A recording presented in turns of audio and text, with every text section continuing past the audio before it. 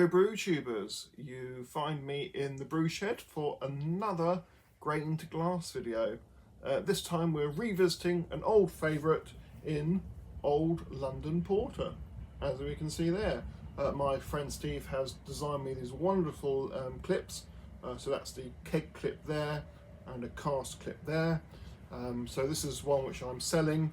I've got a cask of Old London Porter going to the St Albans Beer Festival next week, and I've sold some kegged beer at the Church Fete down the road from me last weekend, and I have another keg which will hopefully go out to trade relatively soon.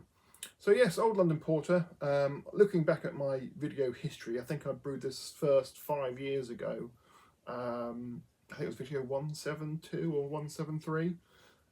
Based off Barclay Perkins 1837 beer porter, I want to say, which I think I've also got a brew day video of, so it might be worth going back and checking them out as well. But yes, it's one I brew fairly often. I've done, probably a good 5-6 brew day videos of this particular beer, but it's always good to do it again because it's an excuse for another video. So there we are, which I'm being very remiss at the moment. But yes, Old London Porter. Let's go through the grain bill, the grist for it. So we've got 21 kilograms of Maris Otter, 4.7 kilograms of brown malt, 1.6 kilos of black malt, 500 grams of amber malt, and 1.5 grams of, not 1.5 grams, 1.5 kilograms of torrefied wheat. So that's 67 degree mash for 90 minutes. Then onto the boil. It's a 75-minute boil with a hop addition at the start of the boil of 145 grams of East Kent Goldings, 160 grams of East Kent Goldings at 45 minutes, and a further 160 grams at 15 minutes with SO4 yeast to ferment with. So yes, let's have a look at the brew day footage.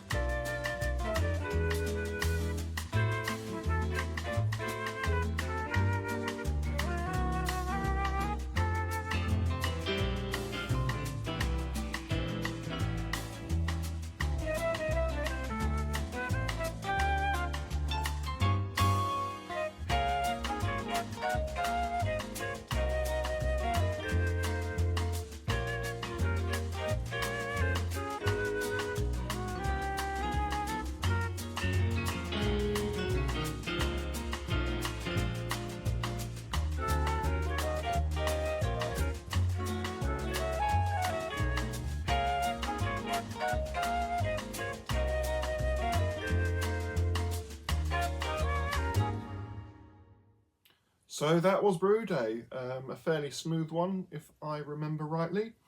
I'm now in the habit of doing a hop transfer from the kettle into fermenter.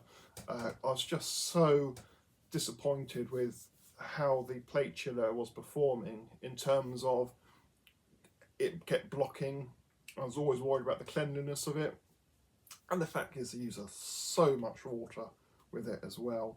So I've got in this habit of doing hot transfer to the fermenter now, letting it cool down overnight with the glycol chiller, and then yeah, just adding the yeast the next day. And so far so good, really. I've got no complaints, and yeah, saving water hopefully as well. But yes, there we go. There's Old London Porter. And you see a nice sort of beige head and a beautiful black beer there. That's just shining light under it. You get that sort of brown and a reddish hue as well. Very nice. As I said, brewed this loads of times before, so chin chin.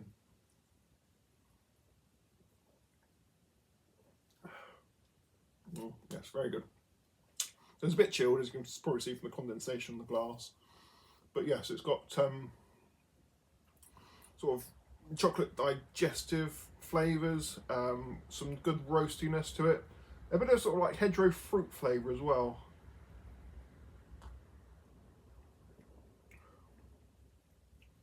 Bit of creaminess there. Yes, very dark and malty, smooth, very pleasant. So this is actually a mini keg I've got of it. In terms of mini keg, I'll show you. It's a 5 litre corny keg, not 5 litre, a 10 litre corny keg. So it's a small little one like that. You can just about see there. Which is quite a handy little thing to have, really. So I filled 1 firkin up, 3 20 litre kegs, and then the dregs got put into that. Yes, it's quite a handy little keg to have. I don't know why I haven't used it more often, because I bought it years ago, and yeah, I found it in the storage shed, and it was rather soiled, so I had to give it a damn good rinse out and a scrub up. And yes, I've just transferred the last bit of this beer in, and yeah, I want to drink it relatively quickly because I'm not convinced it's as clean as it could be. You know, I had it going under the, as you can see there, I've got a sump pump in the brew tools thing with some cleaner, Star San or whatever it is, Chem San. So sump pump, sit ball on top of the sump pump, and then you just hold the keg over the sit ball and run that for 15 minutes, gives it a good clean. So I did do that with that, but I want to do it again, but with some more stronger cleaner, actual cleaner rather than sanitizer. So, but very useful little kegs those are. And so I've got the firkin here to go to St Albans on Monday, and a couple of kegs, one which I want to sell, 2 of which will be for me over winter, because as you can see with the jumper, the weather now has turned, summer's probably over. We might get a few nice days here and there, but yeah, it's wet and windy outside, and it's now the right time of season for a dark beer, which is good. A quick shout out to 3 of my newest viewers, Jack, Rosie and Harry. So here's Uncle Peter saying hello to you from Watford over the medium of YouTube. There we go. So yes, what's the plan? Obviously next week, as I said, is St Albans Beer Festival, which I'm thoroughly looking forward to, as always. It's one of the best beer festivals that I go to, I think. It's a really good beer festival. So I'm going on Wednesday with my friends from Pope's Yard, Thursday with my dad and Gordon, a friend of ours who's the brewery assistant. Friday should be going with my friend Dom, and possibly Harry if you can make it, and then Saturday going with some of the lads from Creative Juices, Paul and whoever else turns up. So yes, full on 4-day visit. I probably won't go mad each day, but yeah, you know, there'll be, when the beer list is released, there'll probably be some I want to try. So and they're not all on at the same time, so they sort of do that. I can't remember what the word is. Too much beer. Yeah, stagger. There you go. They'll stagger which beers they have on, so you might not be able to get the one you want on the day you want, so you might have to wait a couple of days. But yeah, there we go. So that's next week.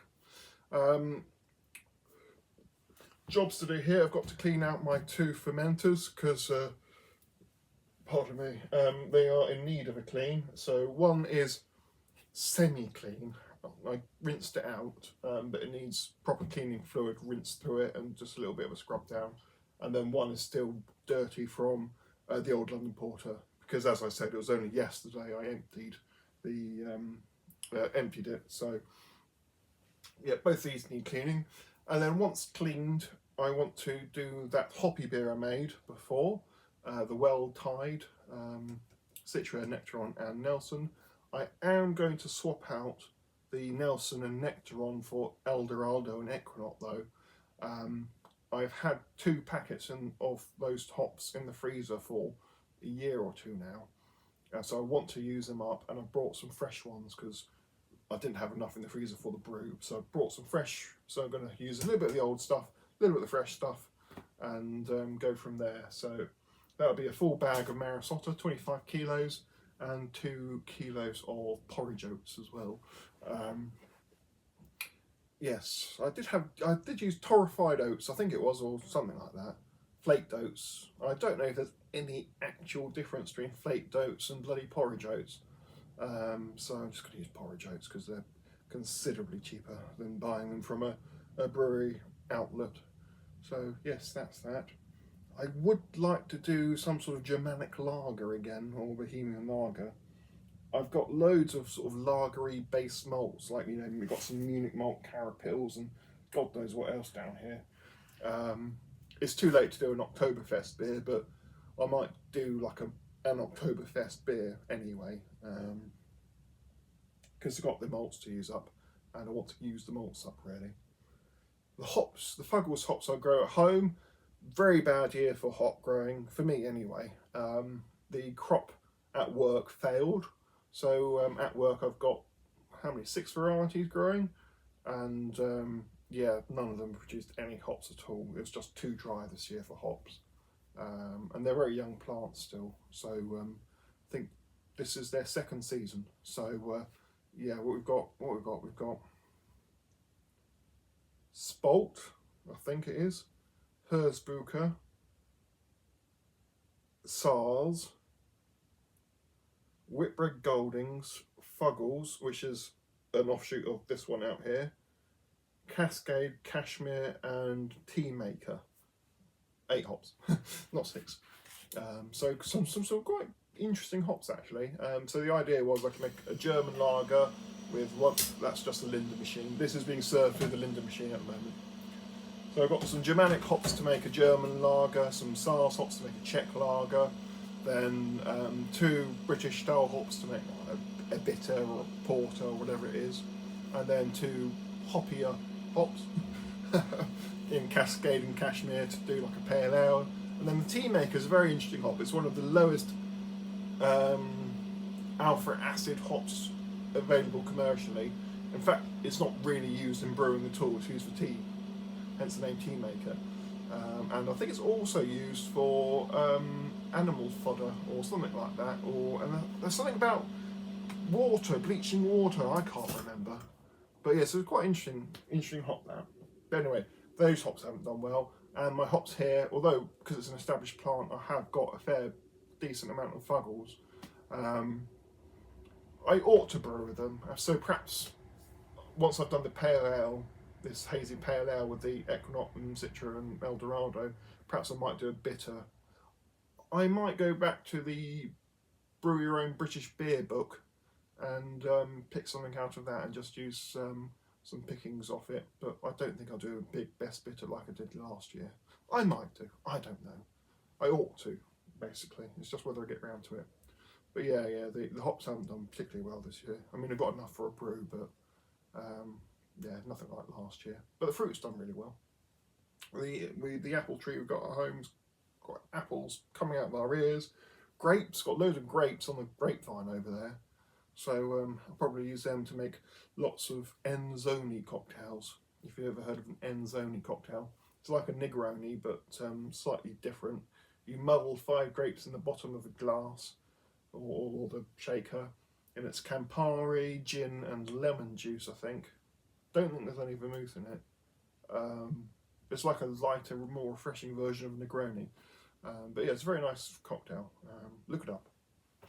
But yes, that's about it really. So yeah, I do want to get some brewing on, but first job is to clean the old fermenters, and then yeah, probably do this hoppy beer, because you know I quite like the hoppy beers as well.